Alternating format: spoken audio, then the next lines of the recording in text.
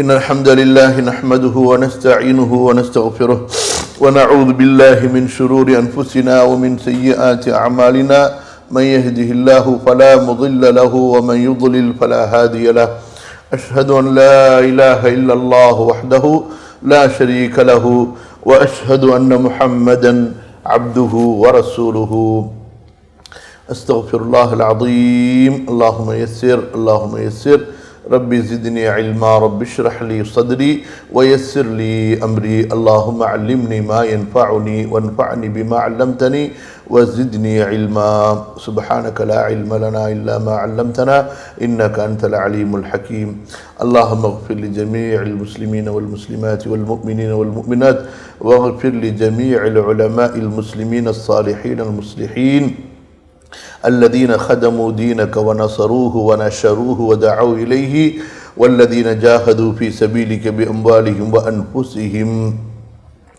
ولجميع سلاطين المسلمين وملوكهم وأمرائهم وأغنيائهم ووزرائهم الذين خدموا دينك ونصروه ونصروا عبادك وعدلوا بين عبادك اللهم اغفر لنا ولهم واجمعنا وإياهم في جنات الفردوس اللهم يسر. கண்ணியத்திற்குரிய அல்லாஹ்வின் அடியார்களே, அன்பிற்குரிய சகோதரர்களே சகோதரிகளே, அல் குர்ஆனுடைய விரிவுரையில் சூரத்துல் லைலுடைய படிப்பினைகள் பாடங்களை நாம் கற்று வருகிறோம். அல்ஹம்துலில்லாஹ். இதுவரை 160 படிப்பினைகளை இந்த சூறாவிலிருந்து நாம் பார்த்திருக்கிறோம். அல்லாஹ் சுப்ஹானஹு வ தஆலா இந்த சூறாவிலே குறிப்பாக சஹாபாக்கள் எப்படி அல்லாஹுடைய இந்த மார்க்கத்திற்கு தங்களது உடலாலும் உயிராலும் தியாகம் செய்தார்கள், அவர்கள் செய்த அந்த தியாகங்களில் குறிப்பாக ஏழைகளுக்கு எப்பேற்பட்ட தர்மங்களை அவர்கள் கொடுத்தார்கள், அல்லாஹுடைய மார்க்கத்திற்காக சிரமப்படக்கூடிய அந்த ஏழை முஹாஜிர் சஹாபாக்களுக்கு செல்வந்தர்களாக இருந்த முஹாஜிர்களும் அதுபோன்று செல்வந்தர்களாக இருந்த அன்சாரிகளும் எப்படிப்பட்ட தர்மங்களை கொடுத்தார்கள் என்பதை பற்றி குறிப்பாக அல்லாஹு தஆலா புகழ்ந்து கூறி நமக்கு அதிலிருந்து பல படிப்பினைகளை பாடங்களை வழங்குவதை நாம் பார்த்தோம். وَسَيُجَنَّبُهُ الْأَتْقَى الَّذِي يُؤْتِي مَالَهُ يَتَزَكَّى وَمَا لِأَحَدٍ عِندَهُ مِنْ نِعْمَةٍ تُجْزَى إِلَّا ابْتِغَاءَ وَجْهِ رَبِّهِ الْأَعْلَى وَلَسَوْفَ يَرْضَى. சரி, இப்போ இந்த 101வது படிப்பினையிலிருந்து நம்ம என்ன அதாவது வசனங்களை பார்க்க போகிறோம். ஒமா லி அஹதின் இன்தஹு மின் நிஅமத்தின் துஜ்ஸா இல்லா இப்திகாஅ வஜ்ஹி ரப்பிஹில் அலா. தர்மம் கொடுக்கக்கூடியவர் எந்த நியத்தில் கொடுக்கணும், எப்படிப்பட்ட நிலையில் கொடுக்கணும், அதுதான் இப்பொழுது விளக்கமாக அல்லாஹு தஆலா நமக்கு சொல்கிறான். முதலாவது என்ன? அல்லதி யுத்தி மாலஹு யத்தஸக்கா. தர்மம் கொடுக்கும் பொழுது தன்னுடைய உள்ளத்தை பரிசுத்தப்படுத்துவதற்காக, தான் சுத்தமாகி அல்லாஹ்விடம் நெருங்குவதற்காக நான் தர்மம் கொடுக்கிறேன். ஏன்? நம்ம எவ்வளவுதான் இபாதத்து செஞ்சாலும், நல்ல கவனிங்கம்மா, ரொம்ப முக்கியமான செய்தி, நாம் எவ்வளவுதான் இபாதத்து செய்தாலும் நம்ம ஜனாபத்திலிருந்து அதே போல் ஹைது நிஃபாஸிலிருந்து அழுக்கிலிருந்து வேற என்ன வெளிரங்கமான உள்ரங்கமான ஹதஸு நஜிஸு எல்லாத்திலிருந்து நம்ம சுத்தமாகி நம்ம போய் தொழுகையில் போய் நின்னாலும் கல்புல நஜிஸ் இருக்கும்போது, கல்புல அசுத்தங்கள் இருக்கும் பொழுது அல்லாஹ்விடத்தில் அந்த நெருக்கம் நமக்கு ஏற்படாது. மார்க்கத்தோடு நமக்கு அந்த ஒரு பரிசுத்தமான ஒரு நிலை என்பது ஏற்படாது. ஆகவேதான் முதல்ல உள்ளங்களை நம்ம சுத்தப்படுத்தணும். நம்ம தொழுகையில் நிற்கும் போது முதலாவதாக ஒது செய்கிறோம், உடலை சுத்தம் பண்ணுறோம், குளிக்கடமையாக இருந்தால் குளிக்கிறோம். அதுக்கு பிறகு தொழுகைக்கு முன்னாடி நின்னதற்கு பிறகு நம்ம முதல்ல நீயத்தை, நம்முடைய எண்ணத்தை சரி செய்கிறோம். அல்லாஹுக்காக நான் தொழுகிறேன்னு மனசில் அந்த ஒரு உறுதியை கொண்டு வந்துட்டு தான் அல்லாஹு அக்பர்னு சொல்கிறோம். அப்போ அந்த கல்பு சுத்தமாகிறது இருக்குது ரொம்ப முக்கியமான ஒன்று.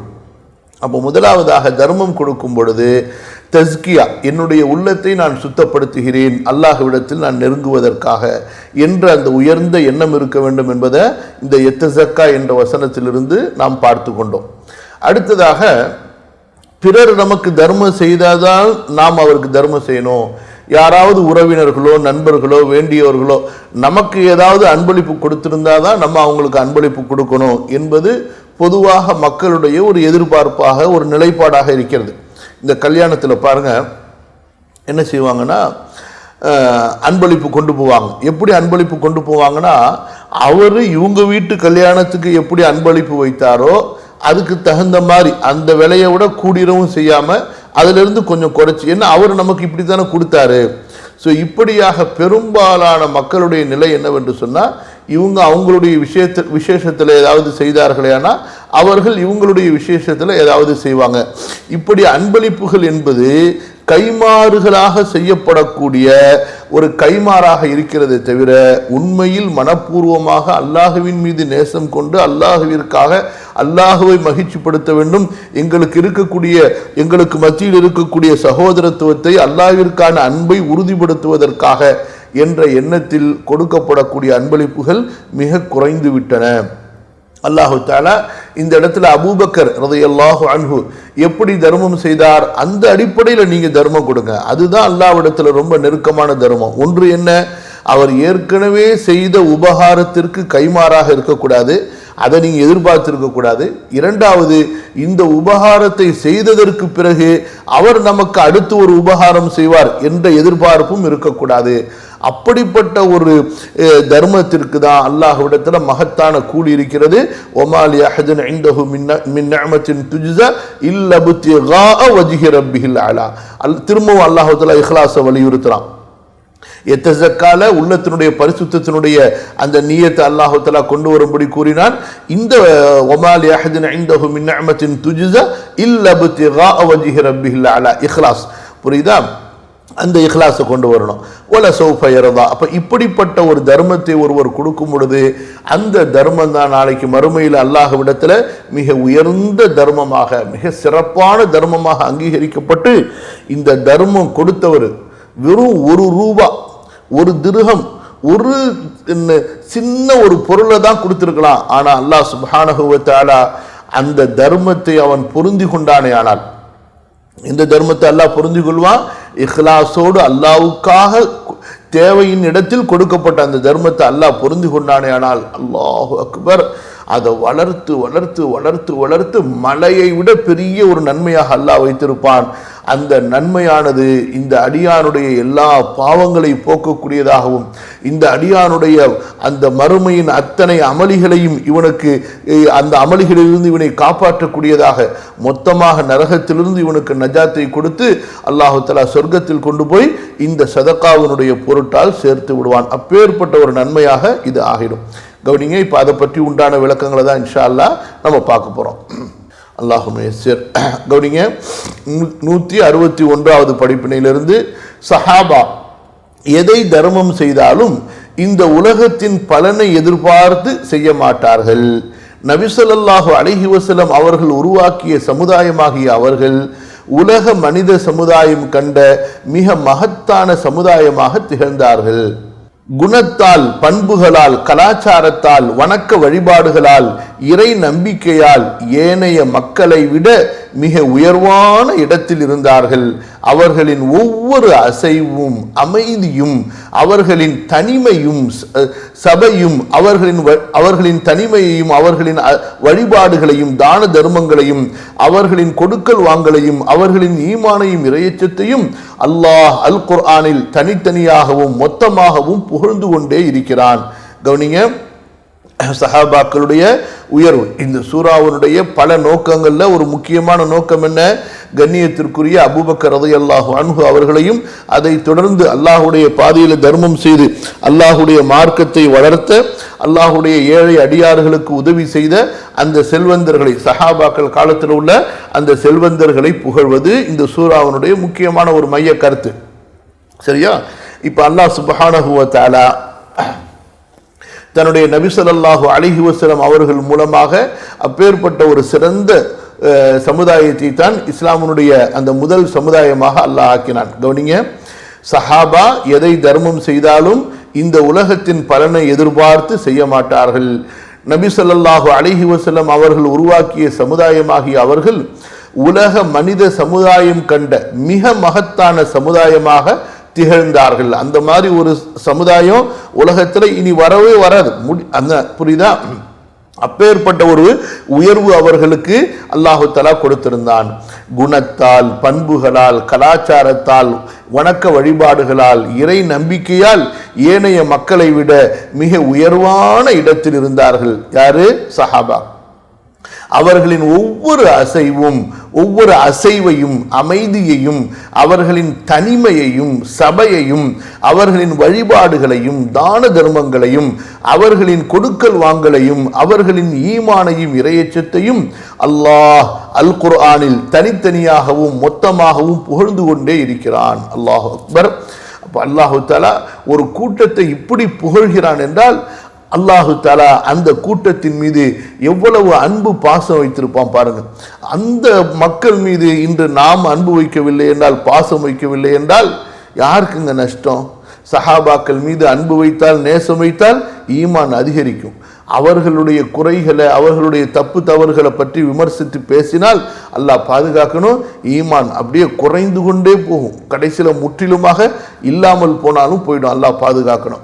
அவர்களை நமக்கு அழகிய உதாரணமாக அல்லாஹ் சமர்ப்பிக்கிறான். அவர்களுக்காக நாம் பிரார்த்தனை செய்வதை அல்லாஹ் விரும்புகிறான். சுப்ஹான் அல்லாஹ். என்னிடத்துல சஹாபாக்களுக்காக துவா செய்யுங்க என்று அல்லாஹ் நமக்கு துவாவை சொல்லி காட்டுகிறான். வல்லதீன ஜாஉ மின் பஅதிஹிம் யகூலூன ரப்பனா இக்ஃபிர் லனா வலிஇக்வானினா அல்லதீன சபகூனா பில் ஈமான் வலா தஜஅல் ஃபீ குலூபினா கில்லல் லில்லதீன ஆமனூ ரப்பனா இன்னக ரഊஃபுர் ரஹீம். பாருங்க, அல்லாஹு தஆலா இந்த சம்பவத்தை முன்னிட்டு வசனத்தை இறக்கி அதன் மூலமாக அபூபக்கருடைய தர்மத்தை வரலாற்றிலே பதிய வைத்தானே அல்லாஹு தஆலா. கியாம நாள் வரைக்கும் அல்லாஹ் என்ன சொல்ல விரும்புகிறான்? வெறும் தர்மத்தை பற்றி புகழக்கூடிய வசனங்களை அல்லாஹ் இறக்கிட்டு இந்த மாதிரி சம்பவங்களை பின்னணியாக கொண்ட விஷயத்தை சொல்லாம இருந்திருக்கலாம். ஆனா ஏன் அல்லாஹ் சொல்கிறான்? அந்த சமுதாயத்தை நாம் நேசிக்க வேண்டும், அவர்களை நாம் நினைவு கூர்ந்து கொண்டே இருக்க வேண்டும், அவர்களுக்காக நாம் அல்லாஹ்விடத்திலே துஆ செய்து கொண்டே இருக்க வேண்டும், நன்றி உள்ளவர்களாக இருக்க வேண்டும். புரியுதா? இப்ப நம்முடைய தாய் தந்தை மூலமாக நமக்கு சொத்துகள் வந்ததை விட மிகப்பெரிய சொத்து என்ன? சஹாபாக்கள் மூலமாக நமக்கு இஸ்லாம், ஈமான், நிஅமத், இந்த தீன் என்ற இந்த நிஅமத் வந்தது. இதை கொண்டுதான் நாளைக்கு சொர்க்கத்துக்கு போக முடியும். அப்பேற்பட்ட இந்த தீனை பாதுகாப்பதற்காக உயிரையும் பொருளையும் கொடுத்த அந்த சஹாபாக்கள் நன்றி செலுத்தப்படவில்லை என்றால், அவர்கள் நினைவு கூறப்படவில்லை என்றால், வரலாற்றிலே வேறு யார் நன்றி செலுத்தப்படுவதற்கும் நினைவு கூறப்படுவதற்கும் தகுதியானவர்கள்? கவனிங்க, அவர்களுக்காக நாம் பிரார்த்தனை செய்வதை அல்லாஹ் விரும்புகிறான். அவர்களின் வழியில் நாம் செல்ல வேண்டும், அவர்களின் தியாகத்தை நாம் போற்ற வேண்டும், அவர்களை போன்று நாம் மார்க்கத்திற்காக, மறுமைக்காக வாழ வேண்டும் என அல்லாஹு தஆலா நமக்கு இந்த வசனங்கள் மூலமாக அறிவுறுத்துகிறான். சஹாபாக்களை அல்லாஹ் புகழ்வதிலிருந்து அவன் அவர்கள் மீது வைத்திருந்த அன்பையும் நேசத்தையும் அறிய முடிகிறது. பொதுவாக எல்லா மூமின்கள் மீது நேசமும் கருணையும் அன்பும் உள்ள அல்லாஹ் மூமின்களிலேயே முதல் மூமின்களான, மிக சிறந்த மூமின்களான அல்லாஹ்வின் பொருத்தத்திற்காகவும் நபியின் பொருத்தத்திற்காகவும் தங்களையும் தங்கள் செல்வத்தையும் தியாகம் செய்த மூமின்களான சஹாபாவை அல்லாஹ் எந்த அளவு நேசிப்பான் என்பதை நாம் கற்பனை கூட செய்து பார்க்க முடியாது. அல்லாஹு தஆலா வகான பில் முஃமினீன ரஹீமா இன்னல்லாஹ பின்னாஸி லரஊஃபுர் ரஹீம், எல்லா மூமின்கள் மீதும் அல்லாஹு தஆலா கருணையும் அன்பும் பாச உள்ளவன் என்று அல்லாஹு தஆலா தன்னை சொல்லும் பொழுது, அந்த மூமின்களிலேயே ரொம்ப ரொம்ப அல்லாஹ்வுக்காகவே வாழ்ந்த அந்த மூமின்கள் மீது எந்த அளவு அல்லாஹு தஆலா பாசம் வைத்திருப்பான். புரியுதுங்களா? யா அர்ஹமர் ரஹீமின். அல்லாஹு தஆலா நமக்கு அந்த மாதிரியான அல்லாஹ்வுடைய தீனுக்காக அர்ப்பணம் செய்யக்கூடிய, அல்லாஹ்வுக்காகவே வாழக்கூடிய அந்த பாக்கியத்தை கொடுத்து அல்லாஹ்வுடைய அன்பை நமக்கு சுவைக்க வைப்பானாக. ஆமீன். கவனிங்க, சஹாபாக்களை அல்லாஹ் புகழ்வதிலிருந்து அவன் அவர்கள் மீது வைத்திருந்த அன்பையும் நேசத்தையும் அறிய முடிகிறது. பொதுவாக எல்லா மூமின்கள் மீது நேசமும் கருணையும் அன்பும் உள்ள அல்லாஹ் மூமின்களிலேயே முதல் மூமின்களான, மிக சிறந்த மூமின்களான அல்லாஹ்வின் பொருத்தத்திற்காகவும் நபியின் பொருத்தத்திற்காகவும் தங்களையும் தங்கள் செல்வத்தையும் தியாகம் செய்த மூமின்களான சஹாபாவை அல்லாஹ் எந்த அளவு நேசிப்பான் என்பதை நாம் கற்பனை கூட செய்து பார்க்க முடியாது. அவர்கள் மீதிருந்த அல்லாஹ்வின் அன்பையும் கருணையையும் அல் குர்ஆனில் பல வசனங்களின் மூலமாக நேரடியாகவே நாம் அறிந்து கொள்ளலாம். என்ன செய்ய, இன்றைக்கு உட்கார்ந்து தேடுங்க. சஹாபாக்களை பற்றி அல்லாஹு தஆலா அல் குர்ஆன்ல எங்கெல்லாம் புகழ்ந்து சொல்லியிருக்கிறான், அந்த மாதிரி ஒரு 10 வசனங்களை தேடுங்க. அவங்களுடைய தியாகத்தை, அவர்களுடைய தர்மத்தை, அவங்களுடைய போர்களை, அதே போல் அவர்கள் அல்லாஹ்வுக்காக சிரமங்களை சகித்து கொண்டதை அல்லாஹ் அல் குர்ஆன்ல புகழ்கிறான் அல்லவா. அந்த மாதிரியான ஒரு 10 வசனங்களை அரபியில் எழுதி அதுக்கு தமிழில் அல்லது ஆங்கிலத்தில் தர்ஜுமா எழுதுங்க. கவனிங்க, 162வது படிப்பின. இந்த உம்மத்தின் சிறந்த முன்னோடியாக சஹாபா திகழ்கிறார்கள். சஹாபாவில் சிறந்த முன்னோடினா இமாம் அபூபக்கர் ரலியல்லாஹு அன்ஹு அவர்கள் திகழ்கிறார்கள். செல்வத்தில் ஓர் அற்ப அளவை மட்டுமே தர்மம் செய்துவிட்டு அதை கொண்டு பெருமை அடிக்கிற மக்களுக்கு மத்தியிலே அபூபக்கர் ரலியல்லாஹு அன்ஹு அவர்களோ தமது செல்வத்தை எல்லாம் அல்லாஹுவின் அன்பிலும் அவனது ரசூல் ஸல்லல்லாஹு அலைஹி வஸல்லம் அவர்களின் அன்பிலும் செலவு செய்து கொண்டே இருந்தார்கள். அல்லாஹும் ரசூலும் விரும்புகிற எல்லா வழிகளிலும் சளைக்காமல், முகம் சுளிக்காமல், கருமித்தனம் காட்டாமல், தனக்கென ஒதுக்காமல் இரவு பகலாக தர்மம் செய்து கொண்டே இருந்தார்கள் அபூபக்கர் ரலியல்லாஹு அன்ஹு அவர்கள். ரசூல் ஸல்லல்லாஹு அலைஹி வஸல்லம் மரண நேரத்தில் சஹாபாக்களை கூப்பிட்டு சொல்றாங்க, சஹாபாக்களே, எல்லாருக்கும் நீங்கள் செய்த தியாகத்துக்கு நான் ஏதாவது ஒரு வகையில் கைமாறு உதவி செய்திருக்கலாம். ஆனால் அபூபக்கர் எனக்கு கொடுத்த பொருளுக்கு, அபூபக்கர் எனக்கு செய்த தியாகத்துக்கு நான் அவருக்கு எந்த பிரதிபலனும் செய்திருக்க முடியாது.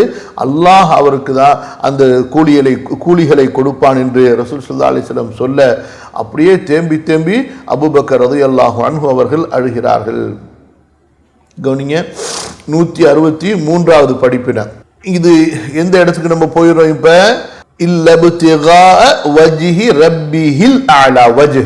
அல்லாஹுவின் உள்ளமையின் பண்புகளில் அவனது முகம் என்பதும் அவனது செயல்களின் தன்மைகளில் ஒன்று அவன் மகிழ்ச்சி அடைகிறான், திருப்தி அடைகிறான், பொருந்தி கொள்வான் என்பதும் இந்த வசனங்களில் இருந்து நாம் புரிய முடிகிறது. வல சௌஃப யர்தா, இந்த யர்தா என்பதற்கு 2 ஃபாயில் வைக்கலாம். ஒன்று, அந்த தர்மம் செய்தவர் அல்லாஹ் கொடுக்கக்கூடிய தர்மத்தை கொண்டு பொருந்தி கொள்வார் என்று அர்த்தம் வைக்கலாம். இரண்டாவது, இவர் அல்லாஹ்வுக்காக செய்த தர்மத்தை அல்லாஹ் பொருந்தி கொள்வான் என்ற அர்த்தமும் நம்ம வைக்கலாம். அப்ப வஜ்ஹ் என்பது அல்லாஹ்வுடைய முகம். அல்லாஹ்வுடைய முகம் என்பது அவனுடைய உள்ளமையின் ஒரு பண்பை குறிக்கிறது. அந்த முகத்துக்கு நம்ம வேற எந்த விதமான அர்த்தமும் வைக்கக்கூடாது. அதாவது அல்லாஹ்வுக்கு முகம் இருக்கிறது என்று நாம் நம்பிக்கை கொள்ள வேண்டும். அதே போல அல்லாஹ் பொருந்தி கொள்வான் என்பதற்கு அல்லாஹ் கூலி கொடுப்பான் என்ற அர்த்தமும் வைக்கக்கூடாது. கவனிங்க, 164வது படிப்பினை.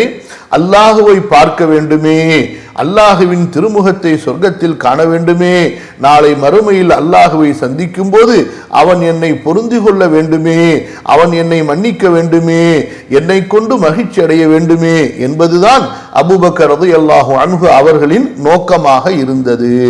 அப்படித்தான் நபியின் தோழர்களின் வாழ்க்கை இருந்தது. அதில் ஒருவர் மற்றவரை முந்திக் கொண்டு இருந்தார். அதாவது போட்டி அவங்களுக்கு மத்தியில இந்த நல்லதில் தொடர்ந்து இருந்து கொண்டே இருந்தது. அவர்களுக்கு போட்டி என்பது இதில் தான் இருந்தது.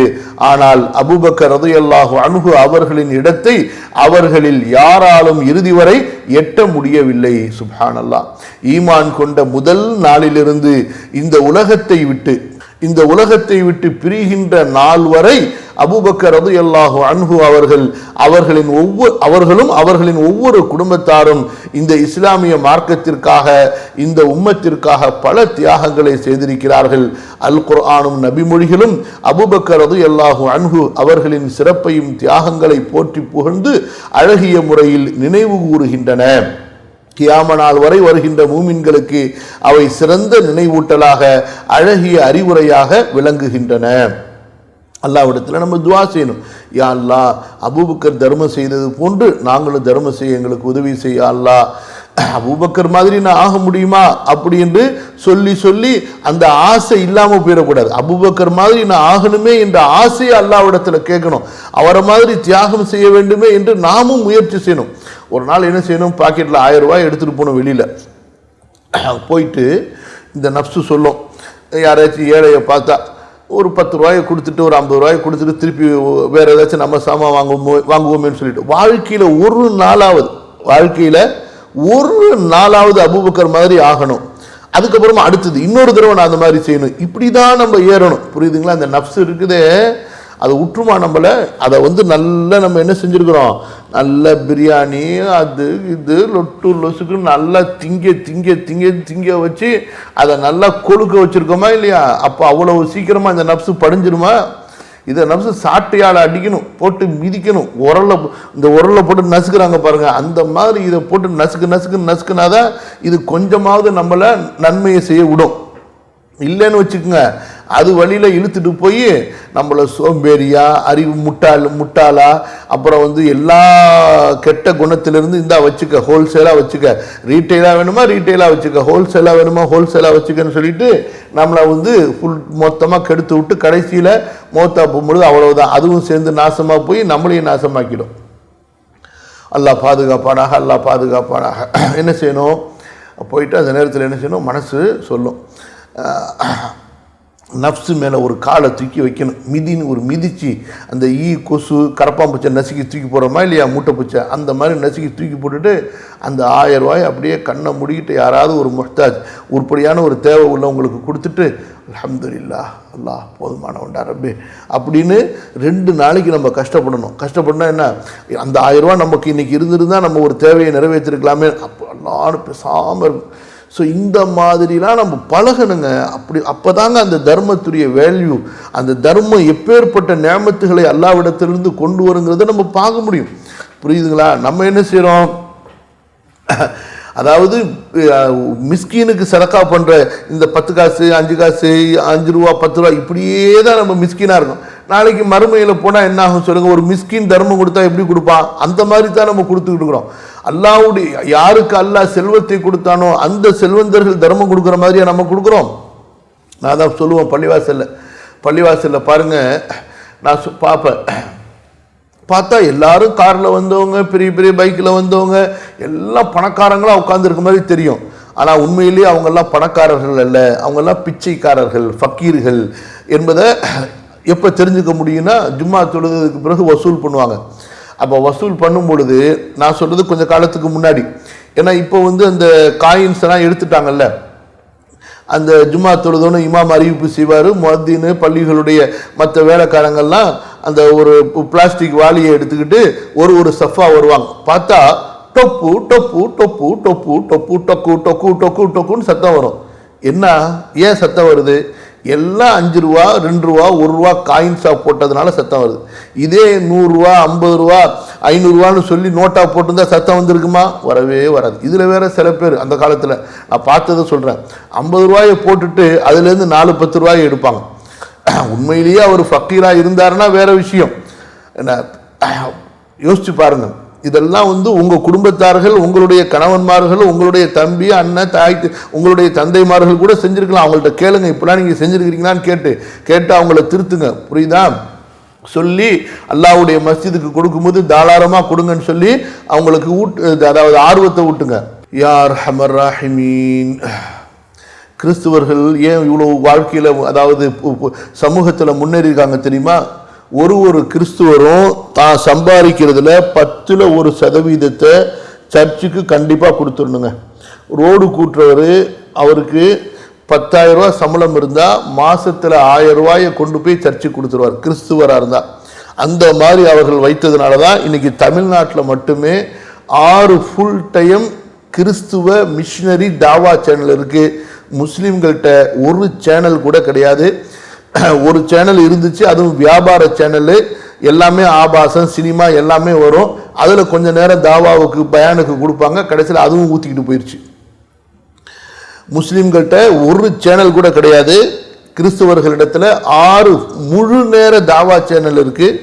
அது போக மேஜரான, அதாவது மிக பிரபலமான மிக டிமாண்டாக இருக்கக்கூடிய பெரிய முக்கியமான டிவிகளுடைய முக்கியமான நேரங்களில் தாவாவுக்காக வேண்டி பல வருஷங்களுக்கு முன்கூட்டி அட்வான்ஸ் கொடுத்து வாங்கி வச்சிருக்கிறாங்க. அதுபோல் எங்கெல்லாம் ஒரு இடத்துல ஒரு பிளாட்டு விற்பனைக்கு போடுறாங்களோ உடனே அந்த இடத்துல ஒரு 3-4 பிளாட்டை மொத்தமாக வாங்கி சர்ச்சுக்காக வாங்கிடுவாங்க. எங்கே சர்ச்சு கட்ட முடியலையோ அங்கே சர்ச்சிலேருந்து உதவி செய்வாங்க.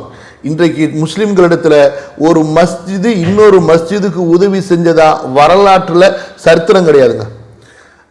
அவங்க பள்ளிக்கு காசு வந்துச்சா அந்த காசெல்லாம் அந்த பள்ளிக்கு மொத்தமாக ஒரு ஏழை மஸ்ஜிதுக்கு கொடுக்க மாட்டாங்க. சிட்டியில் உள்ள பணக்கார மஸ்ஜிதுகள் கிராமங்களில் உள்ள ஏழையான மஸ்ஜிதுகளுக்கு தர்மம் கொடுத்துருந்தா இன்றைக்கு அந்த மஸ்ஜிதில் உள்ளவங்க இமாம்களுக்கு நல்ல சம்பளம் கொடுத்துருக்கலாம், முஅத்தினுக்கு நல்ல சம்பளம் கொடுத்துருக்கலாம், அந்த மஸ்ஜிதை இன்னும் விஸ்தீர்ணப்படுத்தி கட்டியிருக்கலாம். ஆனால் இந்த முட்டாள்களுக்கு மடையர்களுக்கு புத்தி வராது. அது மட்டுமா இன்னொரு அநியாயம், அந்த பள்ளிவாசலை வசூல் பண்ணுற காசெல்லாம் பேங்க்கில் போட்டு வட்டி வருதான்னு பார்க்கறது ஒரு கூட்டம் இருக்குது. அந்த மஸ்ஜிதுடைய இமாம்கள் முஅத்தின்கள் தேவை உள்ளவர்களாக இருப்பார்கள். அவர்களுக்கு அதிலிருந்து ஒரு சிறிதளவை கூட கொடுக்க மாட்டாங்க. மஸ்ஜிதை சுற்றி நூற்றுக்கணக்கான ஏழைகள் இருப்பாங்க. அவங்க வீட்டில் அடுப்பு எரிஞ்சிச்சா இல்லையா, அவங்க பிள்ளைகள் படித்தார்களா இல்லையா, அவங்க நோய்க்கு மருத்துவம் பார்த்தார்களா இல்லையா, அதுவும் செய்ய மாட்டாங்க. இந்த பணக்கார திமிரு பிடித்த மஸ்ஜிதினுடைய முத்தவல்லிகளும் செயலாளர்களும் அவர்கள் பணக்காரர்களாக இருப்பார்கள். எப்படி தனக்கு சொத்தை சேர்த்து வச்சு அவங்க பெருமைப்பட்டு அழகு பார்த்தாங்களோ அதே போல அல்லாஹ்வுடைய மஸ்ஜிதுக்கு சொத்தை சேர்த்து வச்சு அது இவ்வளவு சொத்து இருக்கு இவ்வளவு வருமானம் இருக்குன்னு பெருமை அடிப்பார்களே தவிர மஸ்ஜிதினுடைய சொத்து எதற்காக என்பதை அறிய மாட்டார்கள். அதை அறிந்து கொண்டு அந்த இடத்துல அதை செலவு செய்ய மாட்டாங்க. இப்படிப்பட்ட அயோக்கியர்கள் தான் இன்றைக்கு நம்முடைய உம்மத்தில் அதிகமாக இருக்கிறாங்க. இதை வைத்துக்கொண்டு நம்ம என்ன சமுதாய முன்னேற்றத்தை காண முடியும் யோசிச்சு பாருங்க. உங்களுடைய குடும்பத்தில் யாரு செல்வந்தர்களாக மஸ்ஜிதினுடைய பொறுப்பாளர்களாக இருக்கிறாங்களோ அவங்களுக்கு இதை நீங்க போட்டு காட்டுங்க, இதை சொல்லி காட்டுங்க. அவங்களுடைய பொறுப்பு என்ன? மஸ்ஜிதுடைய இமாம்கள் முஅத்தின்கள் அந்த மஸ்ஜிதை சுற்றி இருக்கக்கூடிய ஏழைகளுக்கு தான் அந்த மஸ்ஜிதுடைய காசை தவிர வெறும் மஸ்ஜிதினுடைய செங்கல்ல பெயிண்ட் அடிக்கிறதுக்கு உள்ளதெல்லாம் மஸ்ஜிதுக்கு கொடுக்கப்படுற காசுங்கிறத புரிய வைங்க. யார் அப்படின்னா எங்க போய் சொல்றது? கவனிங்க, அபூபக்கர் ரலியல்லாஹு அன்ஹு, அபூபக்கரின் தியாகங்களில் குறிப்பாக நபி ஸல்லல்லாஹு அலைஹி வஸல்லம் அவர்கள் அபூபக்கர் ரலியல்லாஹு அன்ஹு அவர்கள் தமது ஆயிஷா ரலியல்லாஹு அன்ஹா அவர்களை நபிக்கு மனம் முடித்து கொடுத்ததையும், தமது மகள்னு போட்டுங்க, மனம் முடித்து கொடுத்ததையும், மதீனாவிற்கு ஹிஜ்ரா செய்வதற்கு வாகன உதவி செய்ததையும், பயணத்தில் உடன் வந்ததையும், பிலால் ரலியல்லாஹு அன்ஹு அவர்களை உரிமையிட்டதையும் நினைவு கூர்ந்தார்கள். ரசூலுல்லாஹ் ஸல்லல்லாஹு அலைஹி வஸல்லம் அபூபக்கர் ரலியல்லாஹு அன்ஹு அவங்களுடைய தர்மத்தை நினைவு கூறுவாங்க அல்லவா. எனக்கு அபூபக்கர் இப்படி தர்மம் கொடுத்தாரு, அப்படி செஞ்சாரு, இப்படி செஞ்சாருன்னு எப்போதுமே அழகிய முறையில் அபூபக்கரை பேசிக்கொண்டே இருப்பார்கள். அப்படி பேசும்பொழுது என்ன சொல்லுவாங்க ரசூலுல்லாஹி ஸல்லல்லாஹு அலைஹி வஸல்லம், அபூபக்கர் அவங்களுடைய மகளார் எனக்கு கல்யாணம் பண்ணி கொடுத்தாங்க. அதே போல மதீனாவுக்கு ஹிஜ்ரத் செஞ்சு போகும் பொழுது அவங்க எனக்கு வாகனம் கொடுத்தாங்க. அதே போல பிலால் ரலியல்லாஹு அன்ஹு அவர்களை உரிமையிட்டார்கள். பாருங்க குறிப்பா. அப்ப பிலால் இந்த இஸ்லாமுக்கு எவ்வளவு உதவி இருக்கிறார், ரசூல் ஸல்லல்லாஹு அலைஹி வஸல்லம் அவர்களுக்கு எவ்வளவு தேவை உள்ளவராக இருந்தார், நபியினுடைய விருப்பத்திற்கு எந்த அளவுக்கு உரியவராக இருந்தார் என்பதை நம்ம புரிய முடியுது. பிலாலை அபூபக்கர் உரிமையிட்டதை அவ்வளவு ஒரு பெருமையான காரியமாக ரசூல் ஸல்லல்லாஹு அலைஹி வஸல்லம் அவர்கள் வாழ்நாளெல்லாம் சொல்லிக் கொண்டிருந்தார்கள். எப்படி அபூபக்கர் ஆயிஷா ரலியல்லாஹு அன்ஹாவை தனக்கு மனம் முடித்து கொடுத்ததை நினைவு கூர்ந்தார்களோ, ஹிஜ்ராவிற்கு ஒட்டகத்தை கொடுத்து உதவி செய்ததை நினைவு கூர்ந்தார்களோ, அதே போல பிலாலை வாங்கி உரிமையிட்டதையும் ரசூலுல்லாஹ் ஸல்லல்லாஹு அலைஹி வஸல்லம் அவர்கள் நினைவு கூர்ந்து கொண்டிருந்தார்கள். சரிம்மா போதும், இன்னைக்கு இன்ஷா அல்லாஹ் 165வது படிப்பின வரைக்கும் 166லிருந்து நாளைக்கு படிப்போம் இன்ஷா அல்லாஹ். அல்லாஹ் சுப்ஹானஹு வ தஆலா நாம் படிப்பதை கொண்டு நல்ல படிப்பினைகளை பாடங்களை பெற்று நம்மை மாற்றிக்கொள்வதற்கு, அல்லாஹுடைய மார்க்கத்தோடு நம்மை இணைத்துக் கொள்வதற்கு, அல்லாஹிற்காக அல்லாஹுடைய மார்க்கத்திற்காகவே வாழ்ந்து அல்லாஹுடைய பொருத்தத்தை பெற்ற நல்ல அடியார்களில் அல்லாஹு தஆலா நம்மை ஆக்குவதற்கு போதுமானவன். அல்லாஹ் நம்முடைய பெற்றோருடைய, பிள்ளைகளுடைய, நம்முடைய முஸ்லிமான மூமினான அனைத்து குடும்பத்தார்களுடைய எல்லா மூமின்கள் முஸ்லிம்களுடைய பாவங்களை மன்னிப்பானாக. அல்லாஹ் சுப்ஹானஹு வ தஆலா நம் அனைவரையும் பொருந்து கொள்வானாக. நேரான வழியில் இஸ்லாமிய மார்க்கத்தில் அல்லாஹு தஆலா நம்மை உறுதிப்படுத்துவானாக. மூமின்களாக முஸ்லிம்களாக மரணித்து அல்லாஹ் நம்மை பொருந்தி கொண்ட நிலையிலே அல்லாஹுவை சந்திப்பதற்கு அல்லாஹு தஆலா அருள் புரிவானாக. நம்முடைய உள்ளங்களிலிருந்து கருமித்தனத்தையும் உலோபித்தனத்தையும் அல்லாஹுவிற்கு பிடிக்காத ஒவ்வொரு கெட்ட குணத்தையும் அல்லாஹு தஆலா வெளியேற்றி நற்குணங்களை கொண்டு நம்முடைய உள்ளங்களை நிரப்புவானாக, அலங்கரிப்பானாக. அஸ்தக்ஃபிருல்லாஹல் அஸீம் லீ வ லக்கும் ஃபஸ்தக்ஃபிரூஹு இன்னஹு ஹுவல் கஃபூருர் ரஹீம். சுப்ஹானக அல்லாஹும்ம பிஹம்திக அஷ்ஹது அன் லா இலாஹா இல்லா அன்த அஸ்தக்ஃபிருக வ அத்தூபு இலைக். வஸ்ஸலாமு அலைக்கும் வரஹ்மத்துல்லாஹி வபரகாத்துஹு.